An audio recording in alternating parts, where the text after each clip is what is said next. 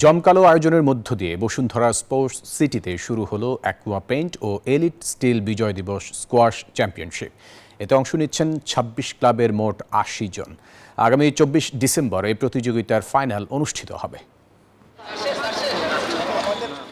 Bashundhara sports সিটিতে রবিবার সকালে বেলুন উড়িয়ে বিজয় দিবস স্কোয়াশ চ্যাম্পিয়নশিপের উদ্বোধন করেন বাংলাদেশ অলিম্পিক অ্যাসোসিয়েশনের সহসভাপতি মেজর ইমরোজ।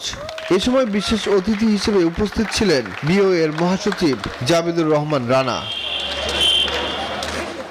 স্কোয়াশ ফেডারেশনের সাধারণ সম্পাদক জিএম কামরুল ইসলাম জানান, এই স্পোর্টস সিটিতে রয়েছে আধুনিক সব সুযোগ সুবিধা, আর এই জন্যই এখানে টুর্নামেন্ট আয়োজন করেছেন তারা। আমরা তৈরি ছিলাম এই এসএ গেম যদি হতো মিনিমাম 2টা মেডেল আমরা বাংলাদেশকে দিতে পারতাম।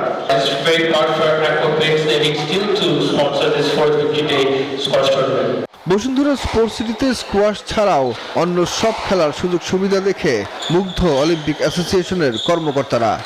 All the participants of this event and the future of squash like to congratulate all of you for taking part in this event. আমরা আশা করি এখন যে কমিটিটা আছে তারা খুবই যোগ্য এবং যোগ্যতার সাথে তারা স্কোয়াশের সামনের দিকে এগিয়ে নিয়ে যাওয়ার জন্য অনেক কর্ম পরিচালনা করছেন এবং আশা করি স্কোয়াশটা আবার সামনের দিকে এগিয়ে আসবে এবং এশিয়ান লেভেল এবং ওয়ার্ল্ড লেভেলে আমরা ইনশাআল্লাহ ভালো করব।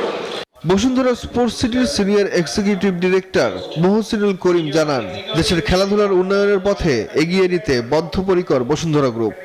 I have got about 22 type of facilities 24 hours.